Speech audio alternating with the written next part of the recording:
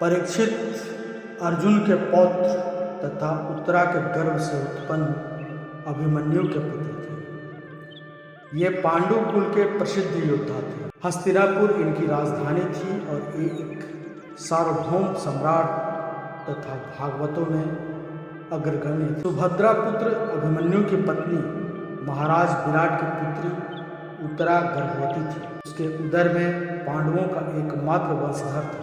अश्वत्थामा ने उस गर्भस्थ बालक का विनाश करने के लिए ब्रह्मास्त्र का प्रयोग किया। भयभीत उत्तरा भगवान श्री कृष्ण की शरण में भगवान ने उसे अभय दान दिया और बालक की रक्षा के लिए वे सूक्ष्म रूप से उत्तरा के गर्भ में स्वयं पहुंचे। गर्भस्थ शिशु ने देखा कि एक प्रचंड तेज चारों ओर से समुद्र की भांति उमड़ता हुआ उसे भस्म करने आ रहा है।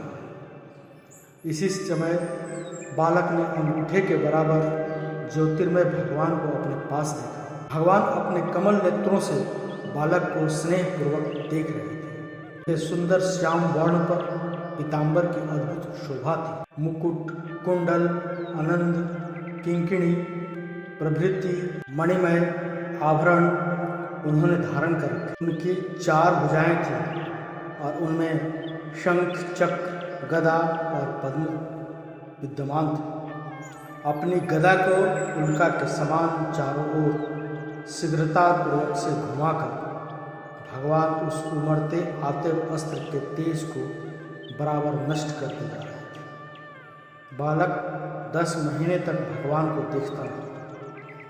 वह सोचता ही रहा, ये कौन है? जन्म का समय आने पर भगवान वहाँ से अदृश्य हुए। उस समय पांडव लोग एक महान यज्ञ की दीक्षा के निमित्त राजा मरुद का धन लेने के लिए उत्तर दिशा में गए। इसी बीच उनकी अनुपस्थिति में तथा भगवान श्री कृष्णचंद्र की उपस्थिति में 10 माह पश्चात उस बालक का जन्म हुआ। परंतु बालक गर्भ से बाहर निकलते ही मित्रवत बालक को मरा हुआ देखकर रनिवास में रुदन आरंभ हो गया। शोक का समुद्र उमड़ पड़ा।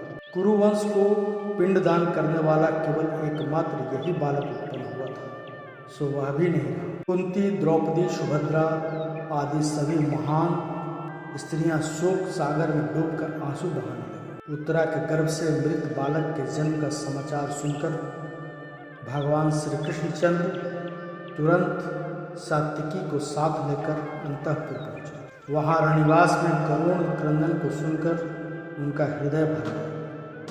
इतना करुण क्रंदन युद्ध में मरे हुए पुत्रों के लिए कभी सुभद्रा और द्रौपदी ने नहीं किया था, जितना उस नवजात शिशु की मृत्यु पर कर रहे थे। भगवान श्री कृष्ण को देखते ही वे उनके चरणों पर गिर पड़े और विलाप करते हुए बोली, हे जनार्दन, तुमने यह प्रतिज्ञा की थी कि यह बालक इस ब्रह्मास्त्र से मृत्यु को प्राप्त नहीं हो तथा 60 वर्ष तक जीवित रहकर धर्म का राज्य करेगा, किंतु यह बालक तो मृतावस्था में पड़ा है। यह तुम्हारे पौत्र अभिमन्यु का बालक है। हे मधुसूदन, इस बालक को अपनी अमृत भरी दृष्टि से जीवन दान दो। भगवान कृष्ण ने सबको सांत्वना देकर तत्काल प्रसूति गृह में गए और वहाँ के प्रबंध का अवलोकन किया।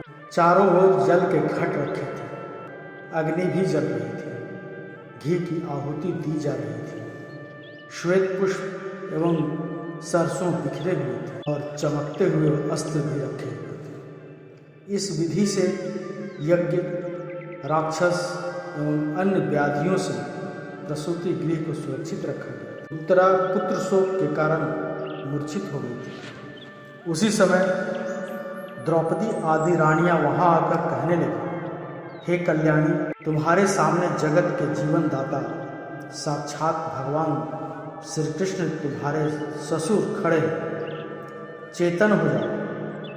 भगवान श्री कृष्ण ने कहा, बेटी शोक न करो, तुम्हारा यह पुत्र अभी जीवित होता है। मैंने जीवन में कभी झूठ नहीं बोला। सबके सामने मैंने प्रतिज्ञा की है, वह अवश्य पूर्ण हो। मैंने तुम्हारे इस बालक की रक्षा गर्भ में की है, तो भला अब कैसे न हो। इतना कहकर भगवान श्री कृष्ण ने उस बालक पर अपनी अमृतमयी दृष्टि डाली और बोले, यदि मैंने कभी झूठ नहीं बोला है, सदा ब्रह्मचर्य और व्रत का नियम से पालन किया है, युद्ध में कभी पीठ नहीं दिखाई है, मैंने कभी भूल से भी अधर्म नहीं किया है, तो अभिमन्यु का यह मृत बालक जीवित हो जाए। उनके इतना कहते ही वह बालक हाथ पैर हिलाते हुए रुदन करने लगा।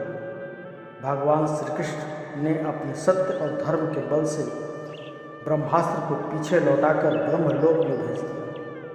उनके इस अद्भुत कर्म से बालक को जीवित देखकर अंतःपुर की सारी स्त्रियां आश्चर्यचकित रही और उनकी वंदना करने लगी। भगवान श्री कृष्ण ने उस बालक का नाम परीक्षित रखा, क्योंकि वह कुरुकुल के परीक्षण होने पर उत्पन्न हुआ।